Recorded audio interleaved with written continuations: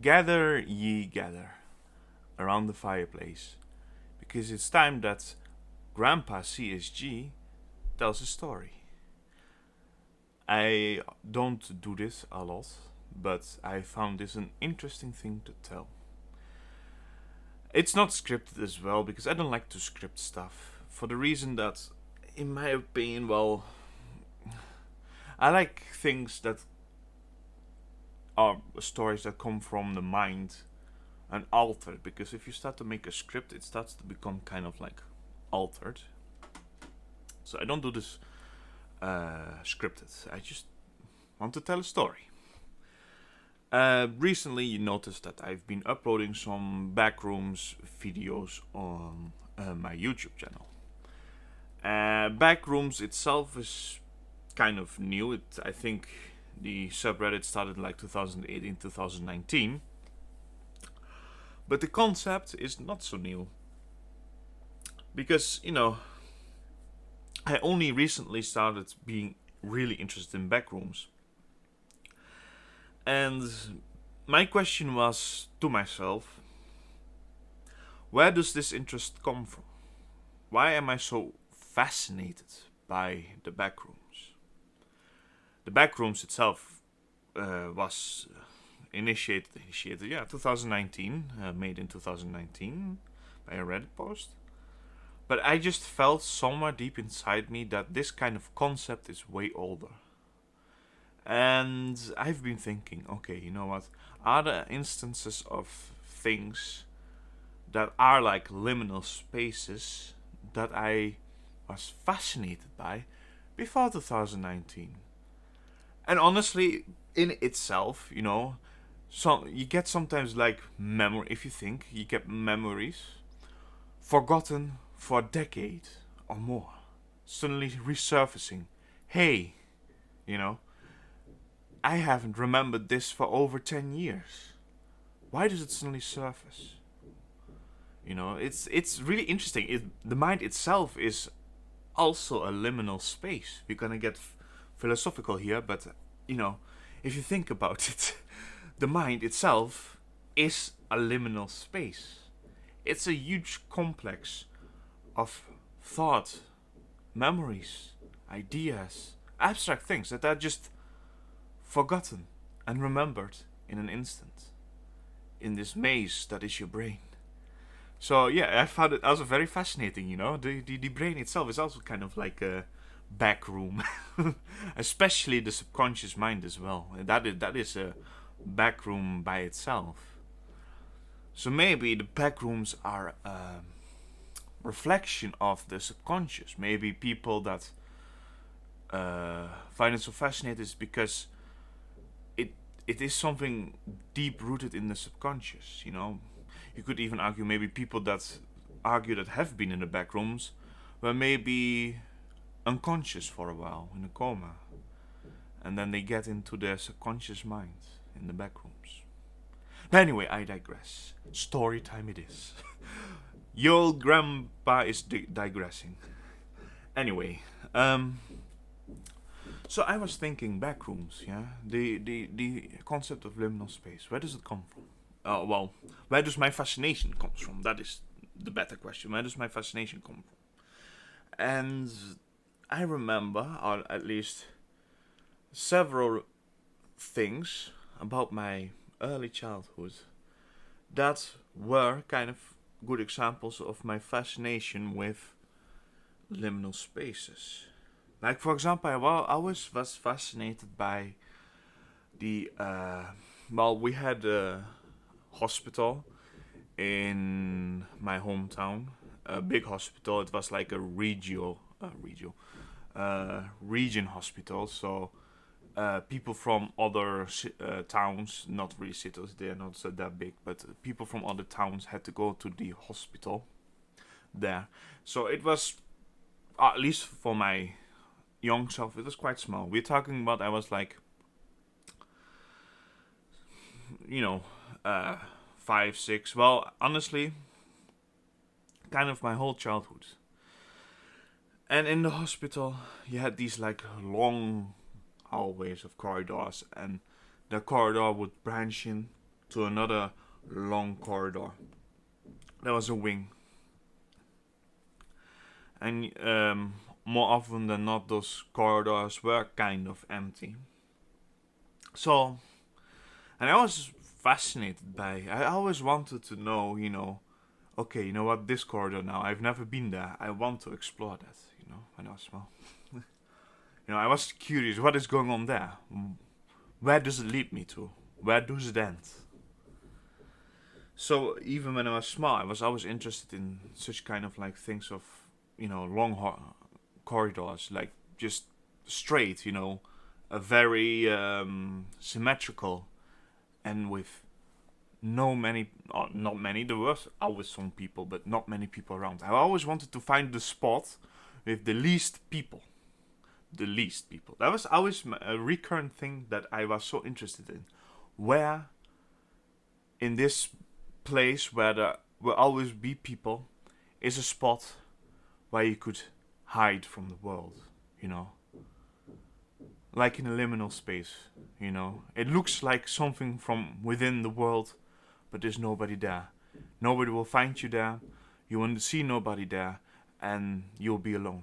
And I always was interested in that as well. In the hospital, I always wanted to find the place, because the hospital was always with people, not completely stand full, but there were always some people. And I was curious, at the end of this hallway, at the end of that hallway, is there a spot where nobody would see me, nobody would find me? The second example is more, I think, a bit also more concrete, is I used to go to this swimming pool in my hometown. And the swimming pool, of course, in this case, is a bit more busy than a hospital. So in that swimming pool, there were always people, going around, walking, running, falling, because it's slippery, swimming, and a lot of noise of people having fun. People going down the slide. And there was this slide, and at the end of the slide, on the side, there were, I think, 2 or 3 huge pipes. And I was tall enough to look down. I was around 8 or 9. I was tall enough to look down the pipe, and down the pipe you would see a huge. It would go down pretty long until it would enter into this concrete, I wouldn't say a tunnel. It is a tunnel, but more or less a concrete storm drain. Yeah, kind of like that. Because I would think about it as this huge concrete pipe, and down there in the concrete pipe, the air was cool, and there was nobody, of course. And it looked so desolate. Well, desolate is not maybe the correct words, but it looked. You can see. I would find pictures of this to enhance the experience of the story. So you'll probably see pictures of it. So maybe you will understand it better. But so I was looking down, and there was this concrete that would go down. The concrete pipe would go down, and would branch off into a horizontal concrete pipe. I would say, okay, I would call them pipes. And it would branch into a concrete pipe, and there was nothing there. It was just a concrete pipe, and that's it. But there was this hum coming from there. This constant hum, was coming from there. And it does really look like one of the levels of the backrooms, which I show you now. And I think the hum might be a ventilation system, because you have air conditioning in the swimming pool, and then also, of course, the ventilation system is probably also making sure that the water gets filtrated. So the water from the pool that would go out in the sides, into the drain would be re-entered in the system of the pool, because they're not gonna, of course, put in new water every single second, because that's too costly. So of course, down there in the concrete pipes, you'll have the ventilation system of the whole pool. But you know, it felt such an interesting contrast, because in the pool you have so many people laughing, playing, busy people. It was really loud, and then there is this pipe down there that'll lead you to a place where there's nobody, no one. Nobody will find you there. Nobody will see you there. You'll maybe hear a little bit of the noise of above the ground, you know, in the pool, of the people being busy. But there you'll be all alone with the hum. And it was cool there. I always had like this cool wind coming from there. So I think it was also a ventilation system, yeah, to pump air into the pool as well. So I was fascinated by that place. I wanted to be there. So because sometimes the busyness of the whole place got too much for me. So I wanted to be there. In this place where there's nobody can see you. You can maybe hear the people still, but you'll have a serene rest of nothingness, of just a concrete pipe and maybe the ventilation system. And I was always interested by it. I always wanted to understand and know why it's there. Well, now with my adult mind, I understand why it's there. But back then, it was always such a mystery for me. What is down there? And I also just wanted to be there to just find a place as well, to just like an hospital, to just not be seen, to be alone with myself and my thoughts and my being. And then the third and last example is warehouses, specifically wooden warehouses. Warehouses where they store a lot of like for example, the wood section of IKEA, where you can buy like the skeleton of a furniture, the wood of something, of furniture. You have this huge warehouse that just is at least like 10 meters high, and just corridors, yeah, aisles and aisles that goes on for quite a while, and just these huge racks of wood just being stacked up in each other until almost the roof.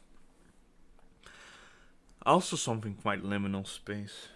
I always liked that place because of the wooden smell. There's something about warehouses, the smell, that really attracts me. It's this interesting smell of, I can't describe it, it's just of the wood, the smell of the wood. It's just this huge place, and you're so small, in the warehouse. And then you've just rows and rows of the same things, just wood, well, same things, you can build different things out of it, but in the end it's just wood. Usually there are people around, so you don't have such a liminal space, and it's usually not too big, but still, this gives off this vibe of a liminal space, those warehouses like in IKEA. Honestly, in that case, IKEA is a liminal space by itself as well. Yeah, so yeah, that's about it. That's what I wanted to say, and I hope you enjoyed it. Cheers.